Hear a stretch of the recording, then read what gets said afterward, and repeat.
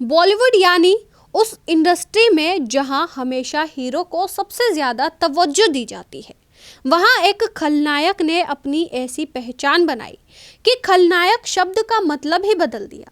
कहते हैं कि एक खलनायक की लोकप्रियता का अंदाज़ा इसी बात से लगता है कि लोग उससे कितनी नफरत करते हैं या लोग उससे कितना डरते हैं। आज कहानी हर फिल्म में प्राण डालने वाले बरखुरदार की। जब खलनायक की बात हो तो केवल एक ही नाम सामने आता था और वो था प्राण। ये वो नाम है जो उस दौर में कोई माँ अपने बच्चे को नहीं देना चाहती थी। प्राण के द्वारा निभाए गए खलनायकों के किरदार के चलते लोग उन्हें सड़कों पर गालियां देते थे। एक समय में लोगों ने अपने बच्चों का नाम प्राण रखना तक बंद कर दिया था। वही राम और श्याम, मिलन, जंजीर और डॉन जैसी एक से बढ़कर एक बहुत सी शानदार फिल्मों में अभिनय का जौहर दिखा चुके अभिनेता प्राण की गिनती बॉलीवुड के महानतम कलाकारों में की जाती है। वही प्राण के फिल्म इंडस्ट्री में कदम रखने की दास्तां किसी फिल्म स्क्रिप्ट से कम नहीं है। दरअसल प्राण को पहली फिल्म मिलने की कहानी बहुत ही फिल्मी है। प्राण सिगरेट के बेहद शौकीन थे। प्राण 12 साल की उम्र से ही सिगरेट पीने लगे थे और इसी कारण शहर की कई पान की दुकान वालों से उनकी पहचान सी हो गई थी। पान वाला उनकी शक्ल देखते ही उनके ब्रांड की सिगरेट निकालकर सामने रख दिया करता था। ऐसे ही एक दिन जब वे सिगरेट पीने पान की दुकान पर गए तो उसी पान की दुकान पर मशहूर फिल्म राइटर वली मोहम्मद भी पान खाने गए थे। जब वली मोहम्मद फिल्म यमला जट बना रहे थे तो उसमें उन्हें खलनायक के रोल के लिए किसी नए चेहरे की तलाश थी।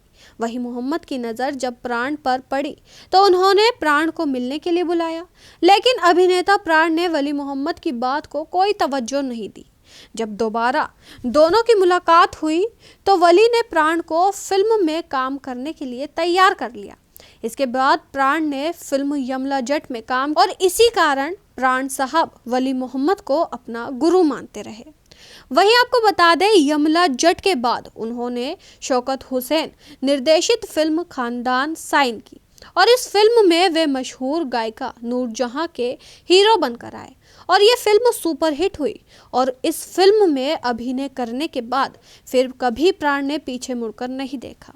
वहीं अपनी खलनायकी के दौर को याद करते हुए एक इंटरव्यू में प्राण साहब ने खुद बताया था कि उपकार से पहले सड़क पर मुझे देखकर लोग मुझे अरे बदमाश, ओ लफंगे, ओ गुंडे कहा करते थे, मुझ पर फप्तियां कसते।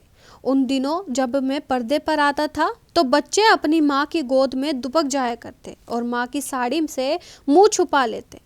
वहीं उन्होंने बताया कि मनोज कुमार ने उन्हें उपकार में बुरा आदमी से एक अच्छा आदमी बनाकर सबका चहेता बना दिया। प्राण का रुतबा ऐसा था कि 1960 से 70 के दशक में प्राण की फीस 5 से 10 लाख रुपए होती थी और केवल राजेश खन्ना और शशि कपूर को ही उनसे ज़्यादा फीस मिलती थी।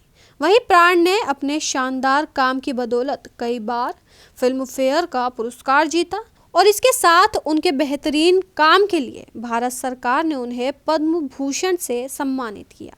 इसके अलावा प्राण को दादा साहब फाल्के पुरस्कार से भी नवाजा जा चुका है और वो आज भी अपने ज़बरदस्त काम के लिए हमारे बीच जिंदा हैं। ऐसे ही तमाम जानकारी के लिए देखते रहें झक्कास सिनेमा।